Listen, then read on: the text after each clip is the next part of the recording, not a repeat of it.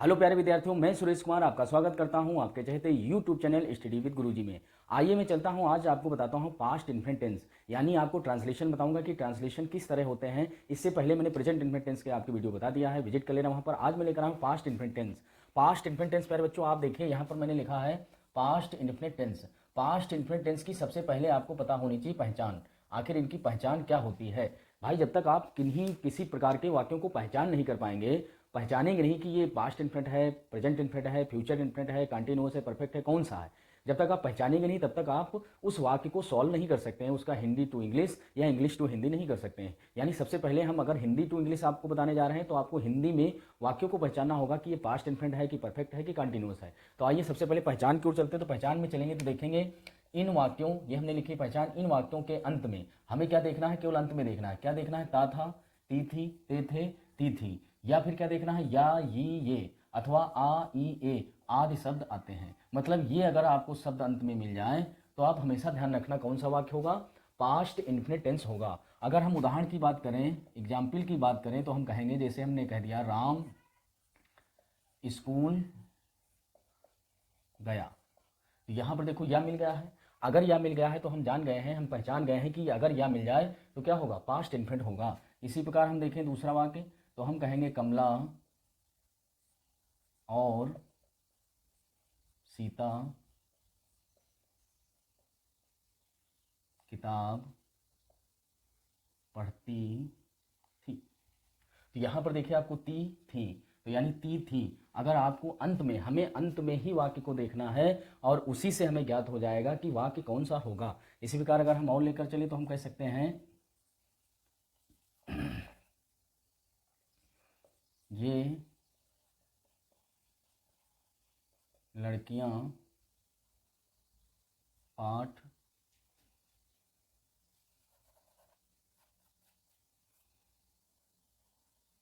पत्र याद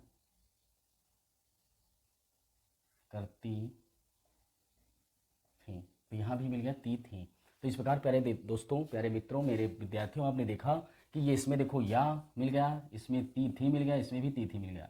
तो इस प्रकार आप देखेंगे वाक्यों को हम ऐसे पहचान सकते हैं। पहचानने के बाद हमें क्या पता होने चाहिए? उसको ट्रांसलेट करने के रूल पता होने चाहिए कि उसके नियम क्या होते हैं। तो नियम की देखिए अगर बात की जाए, रूल की अगर बात की जाए, यानी रूल की बात की जाए, यानी रूल यानी फार्मूला। अगर हम सीधे फार्मूला बता दें, क्योंकि कोई भी वाक्य अगर हो, कोई भी वाक्य हो, तो आप ध्यान देना, हमेशा सब्जेक्ट लिखना होगा, मध्य में वर्ब लिखना होगा और फिर ऑब्जेक्ट लिखना होगा। यानी सब्जेक्ट और अंत में ऑब्जेक्ट, पहले सब्जेक्ट फिर ऑब्जेक्ट, ये हमेशा आपको लिखना ही लिखना है। पहले सब्जेक्ट बाद में ऑब्जेक्ट। अब सब्जेक्ट क्या होता है? सब्जेक्ट वो होता है जो कार्य करता है। जैसे इसमें देखा जाए राम स्कूल गया, तो राम स्कूल गया तो कौन गया? उस प्रश्न से पूछे कि कौन है सब्जेक्ट, तो उससे पूछो कौन गया। मतलब यहाँ कौन लगा दीजिए, ये क्रिया कह दीजिए, जो भी क्रिया दी हो, कौन गया तो आप कहिए राम गया। हमने कहा कमला और सीता किताब पढ़ती हैं, तो हमने कहा पढ़ती हैं। अब कौन पढ़ता है? तो हमने कहा कमला और सीता, सब्जेक्ट निकल आया। फिर हम कहेंगे ये लड़कियां पत्र याद करती हैं, तो हमने कहा याद करती हैं, याद करती हैं। कौन याद करता है? कौन याद करता है? ये लड़कियां। तो ऐसे आप सब्जेक्ट निकाल लेंगे। और सब्जेक्ट के बाद वर्ब आप जानते हैं, देखो इसमें गया है, इसमें पढ़ती है, इसमें याद करती हैं, ये हो जाएगा इनका वर्ब। और जो बचा है शेष भाग, जैसे किताब है, स्कूल है या फिर पत्र है, ये हो जाएगा ऑब्जेक्ट। तो इस प्रकार आप बहुत ही अच्छे तरीके से आप समझ जाएंगे। पहले आपको क्या समझना होगा? फार्मूला। तो फार्मूला में सबसे पहले आपको पढ़ना है अफर्मेटिव। हमने बताया है अफर्मेटिव सेंटेंस, यानी 3 प्रकार के सेंटेंस आपको हर हाल में ट्रांसलेशन सभी का करना होता है। लेकिन जब आप ये रूल लगाते हैं तो अफर्मेटिव, निगेटिव और इंटरोगेटिव, 3 टाइप के जो आपके सेंटेंस होते हैं उनके ट्रांसलेशन करने होते हैं, तो उनके हम रूल बता देते हैं। तो फर्स्ट रूल आपका हो जाएगा कौन सा? अफर्मेटिव का। तो अफर्मेटिव की ओर चलें तो आप देखेंगे सबसे पहले कौन सा हो जाएगा। हमने आपको पहले बता दिया, सबसे पहले आपको लिखना होगा सब्जेक्ट। सब्जेक्ट के बाद आपकी वर्ब आती है। लेकिन पास्ट इन्फिनिट में क्या होता है? वर्ब की सेकेंड फॉर्म आती है प्लस आपका आ जाएगा ऑब्जेक्ट। यहाँ पर वर्ब की सेकेंड फॉर्म है, इसको हम लिखना चाहें तो कह सकते हैं वर्ब की सेकेंड फॉर्म, ये होता है, ये हो जाता है वर्ब की सेकेंड फॉर्म। तो इस प्रकार देखेंगे सब्जेक्ट प्लस वर्ब की सेकेंड फॉर्म प्लस ऑब्जेक्ट। उसी प्रकार अगर हम रूल नंबर 2 की बात करें तो आप देखेंगे हमें बनाना कौन होगा? तो हमें बनाना होगा निगेटिव सेंटेंस। कौन सा होगा? Negative sentence. हमने बताया है 3 प्रकार के आपको सेंटेंस हर हाल में आने चाहिए। 3 प्रकार के सेंटेंस आने चाहिए। जब तक आप 3 प्रकार के सेंटेंस नहीं कर पाएंगे तब तक नहीं हो पाएगा। तो इसका फार्मूला क्या हो जाएगा, सब्जेक्ट प्लस डिड। नॉट जब कभी आता है, नॉट जब कभी आता है तो नॉट के साथ हमेशा कोई ना कोई एक्सिलरी वर्ब जरूर आती है। तो हमने आपको प्रेजेंट में बताया था डू डज आता है, जबकि यहाँ पर क्या आता है, डिड, और प्लस हो जाएगा नॉट और वर्ब की फर्स्ट फॉर्म। तो जरा गौर करिए, हमने कहा do does did. Do verb की फर्स्ट फॉर्म है, डज ईएस फॉर्म है, और डिड क्या है, सेकेंड फॉर्म है। और यहाँ हमने डिड पहले से ही एक्सिलरी वर्ब के रूप में लगा लिया है। अगर लगा लिया है तो एक ही बार तो सेकंड फॉर्म लगाएंगे, तो यहाँ पर फिर से वर्ब की फर्स्ट फॉर्म ही लगानी है, यानी मेन वर्ब जो होगी उसकी हम फर्स्ट फॉर्म ही लगाएंगे, और प्लस क्या हो जाएगा, ऑब्जेक्ट, ऑब्जेक्ट हो जाएगा। उसी प्रकार रूल नंबर 3, नेगेटिव का एक रूल और होता है, क्या होता है, सब्जेक्ट प्लस नेवर। मतलब यहाँ पर देखा जाए नॉट, नॉट मीन्स होता है नहीं, जबकि एक होता है नेवर। नेवर मीन्स होता है कभी नहीं, नेवर मीन्स होता है कभी नहीं। तो इस प्रकार देखेंगे, अगर कभी नेवर आ जाए, अगर कभी नेवर आ जाए प्यारे बच्चों, तो नेवर में हम डिड का प्रयोग नहीं करते हैं, और जब डिड का प्रयोग नहीं करेंगे तो हमें डायरेक्ट वर्ब तो लानी ही पड़ेगी। अब लानी पड़ेगी तो फिर से पास्ट का मतलब ही सेकंड फॉर्म एक बार लाना जरूरी है। तो इसमें तो हम ले आए थे, इसमें देखो ये आ गई थी, इसमें तो कोई नहीं आई, तो इसलिए हम पुनः एक बार नेवर आने पर वर्ब की सेकंड फॉर्म का ही प्रयोग करेंगे। देखेंगे क्या होगा, फिर अंत में क्या लगाएंगे, ऑब्जेक्ट, ये हो जाएगा। फिर हम लेकर चलेंगे आपको इंट्रोगेटिव सेंटेंस।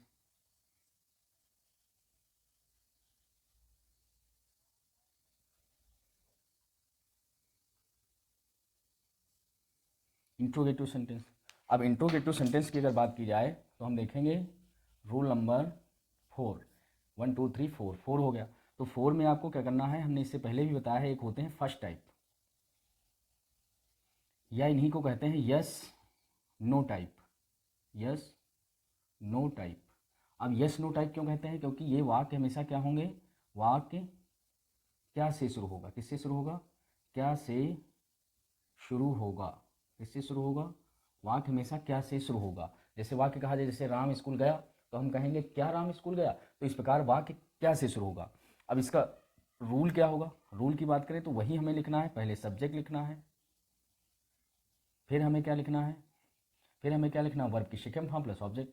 लेकिन जब आप इंटरोगेटिव बनाते हैं तो उसमें क्या होता है, ऐसे वाक्यों में आपको क्या करना होगा, सबसे पहले आपको एक्सिलरी वर्ब यानी डिड ही पहले लिखनी है। डिड लिख लेंगे और डिड के बाद सब्जेक्ट लिखना है,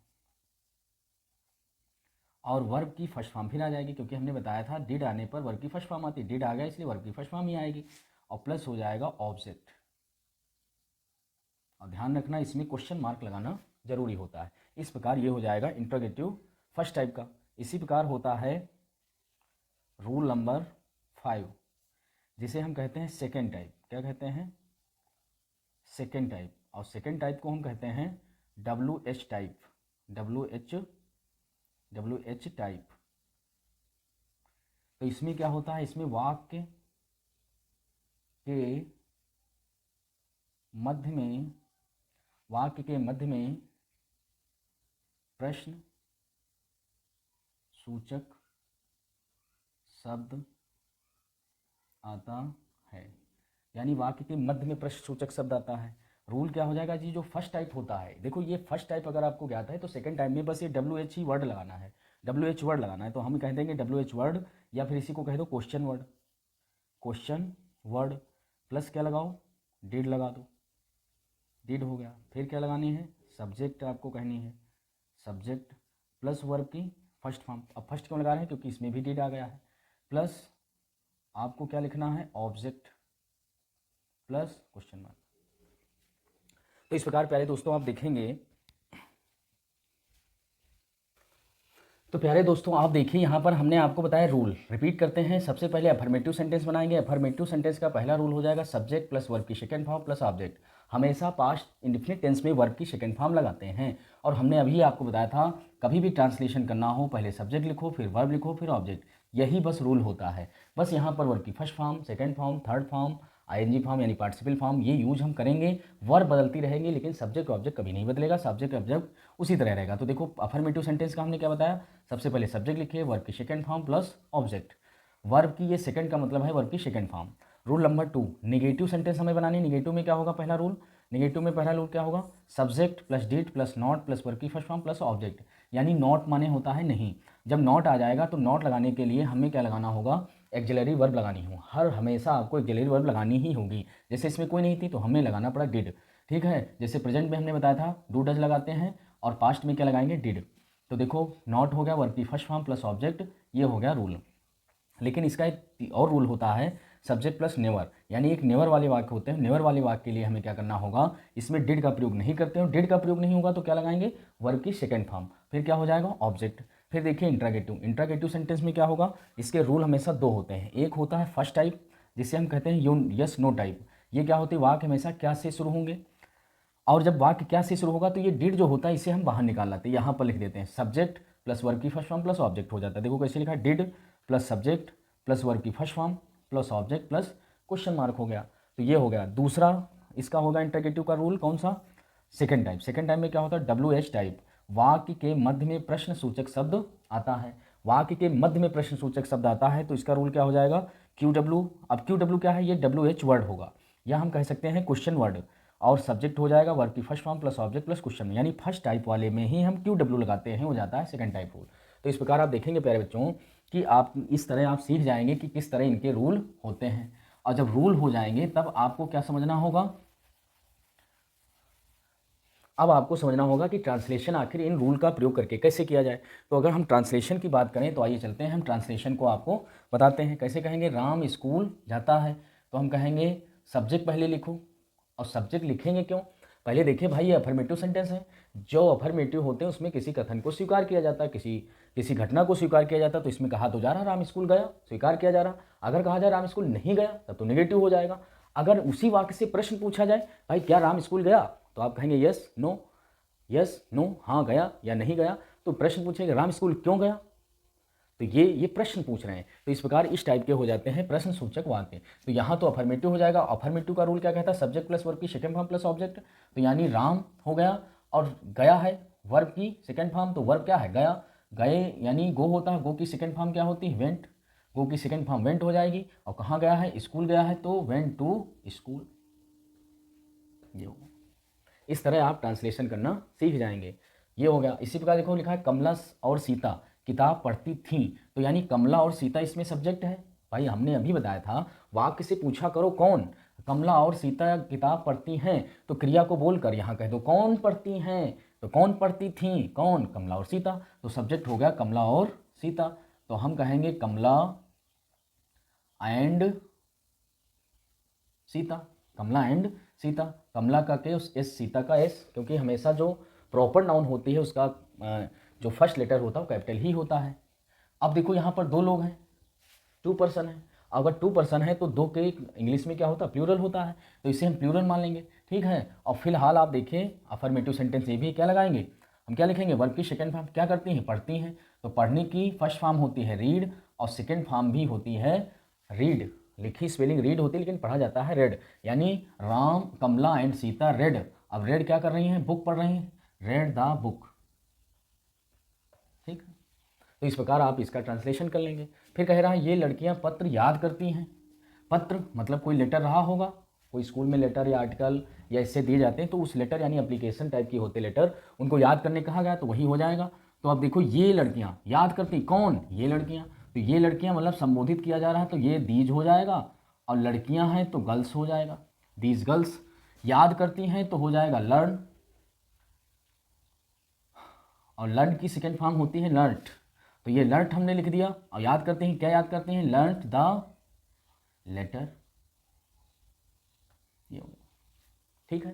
तो इस प्रकार आप देखेंगे क्या हो जाएगा? राम स्कूल जाता है, Ram went to school. Kamla और सीता किताब पढ़ती थी, तो कहेंगे Kamla and Sita read the book. ये लड़कियां पत्र याद करती, तो हो जाएगा the girls learn the letter. तो इस प्रकार आप देखेंगे ये आप अफर्मेटिव सेंटेंस के वाक्य कर लेंगे। अब अगर इसी को हम निगेटिव बनाना चाहें, निगेटिव बनाना चाहें तो किस तरह बनाएंगे? तो आइए चलते हैं निगेटिव बना देते हैं।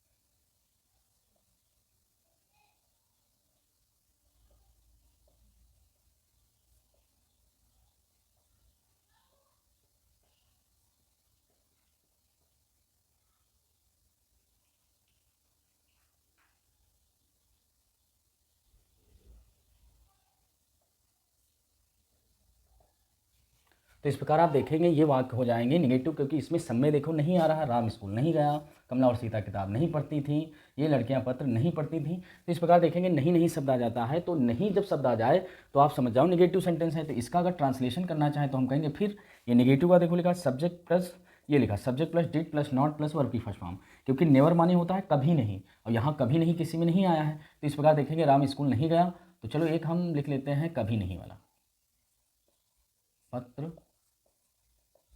कभी नहीं, ये लड़कियां पत्र कभी नहीं पढ़ती थीं। तो आइए इसका हम लेते हैं फर्स्ट रूल, ये वाला। सबसे पहले सब्जेक्ट लिखो, तो क्या लिखा राम, फिर क्या कह रहा है डिड, डिड लिखा हमने, फिर क्या कह रहा है नॉट लगाओ, नॉट लगा दिया हमने, नॉट क्यों, क्योंकि ये नहीं आया है। अब गया, वर्ब की सेकेंड फॉर्म अब तक लगा रहे थे, अब हम लगाएंगे फर्स्ट फॉर्म, देखो ये लिखा फर्स्ट फॉर्म, क्योंकि यहाँ डिड हम लगा चुके हैं तो हो जाएगा गो, ये गो हो गया। अब कहाँ गो कर रहे हैं, तो हम कहेंगे गो टू स्कूल। ठीक, इस प्रकार आप देखेंगे ये आपका नेगेटिव सेंटेंस बन जाएगा। फिर कह रहा कमला और सीता किताब नहीं पढ़ती हैं, तो फिर हम लिखेंगे subject Kamala and Sita, Kamala and Sita हो गया। फिर क्या लगाएंगे did not, did not, did not हो गया। डिड नॉट क्या नहीं कर रही, पढ़ती हैं, तो यानी रीड हो जाएगा, वर्ब की सेकंड फर्स्ट फॉर्म लगाएंगे हम यहाँ पर रीड। अब रीड क्या कर रही हैं, रीड क्या कर रही किताब, तो रीड द बुक,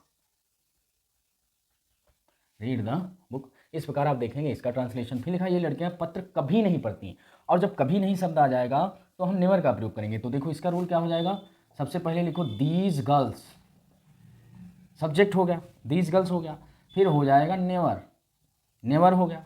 और जब नेवर आ जाएगा तो यहाँ पर सेकंड फॉर्म तो पास्ट के अनुसार कोई नहीं आई है, तो हमें क्या लगाना होगा, वर्ब की फर्स्ट सेकंड फॉर्म ही लगाएंगे। तो पढ़ती हैं तो पढ़ने की हो जाएगी नेवर रेड, अच्छा नहीं पढ़ती हैं, इसे हम कर लेते हैं याद करती थी, पत्र कभी नहीं याद, याद किया, याद किया। ठीक है, ऐसे या वाला भी एक समझ लो, याद किया, या भी कर सकते क्योंकि हमने पहचान में बता रखा है, या ये भी आ सकता है। तो girls never red, red sorry, अब हमने याद करना बता दिया तो हो जाएगा लर्न, LERN लर्न, ये सेकेंड फॉर्म हो गई लर्न। अब क्या लर्न कर रही है, लर्न द लेटर। इस प्रकार आप देखेंगे ये निगेटिव सेंटेंस के भी ट्रांसलेशन हो जाएंगे। अब हम आपको लेकर चलते हैं इंट्रोगेटिव सेंटेंस। और अगर इंट्रोगेटिव सेंटेंस की बात करें, इंट्रोगेटिव सेंटेंस की बात करें तो इंट्रोगेटिव सेंटेंस किस तरह बनाएंगे, तो इंट्रोगेटिव सेंटेंस बनाने के लिए आपको क्या करना होगा, क्या से बनाना है, या फिर आपको क्या करना है, देखो कैसे बनाएंगे। पहला वाक्य लिखते हैं, क्या महेश स्कूल गया, तो ये देखो आपका हो गया इंट्रोगेटिव सेंटेंस। अब इंट्रोगेटिव सेंटेंस हो गया तो इंट्रोगेटिव सेंटेंस देखो क्या से शुरू है, तो यहाँ पर देखिए आप, अगर वाक्य क्या से शुरू होगा तो रूल क्या होगा, पहले डिड, फिर सब्जेक्ट प्लस वर्ब की फर्स्ट फॉर्म प्लस ऑब्जेक्ट। तो सबसे पहले हम क्या लगाना होगा, डिड, डिड हो गया। फिर आपको क्या करना है, सब्जेक्ट लिखना है यानी महेश, महेश हो गया। फिर आपको क्या लिखनी है, वर्ब की फर्स्ट फॉर्म, यानी गया है तो क्या हो जाएगी गो, और कहाँ गया है स्कूल, तो गो टू स्कूल। और ध्यान रखना इसमें क्वेश्चन मार्क ही लगाएंगे, इसमें क्वेश्चन मार्क ही लगाएंगे। फिर दूसरा प्रश्न देखिए, दूसरा प्रश्न इसमें कोई भी अदर लिख लीजिए। हमने कह दिया वह पतंग उड़ाता, वह पतंग क्यों उड़ाता था। अब ये कह दिया तो इसमें देखो आ गया है क्यों, और हमने कहा सेकंड टाइम में क्या होगा, WH टाइप होगा, यानी वाक्य के मध्य में प्रश्न सूचक बीच में आएगा। तो देखो इसमें बीच में आ रहा है, तो हम क्या करेंगे, ये पहले लिखेंगे, क्या कहेंगे, why did, QW did plus subject plus verb की फर्स्ट फॉर्म प्लस ऑब्जेक्ट, यानी व्हाई डिड क्या हो जाएगा, सब्जेक्ट क्या लिखेंगे, उड़ाता है, वह है, वहाँ की हो जाएगी ही, और फिर क्या होगा, उड़ाता है, उड़ाने की हो जाएगी फ्लाई, वर्ब की फर्स्ट फॉर्म। अब क्या उड़ा रहा, kite, fly the kite, question mark.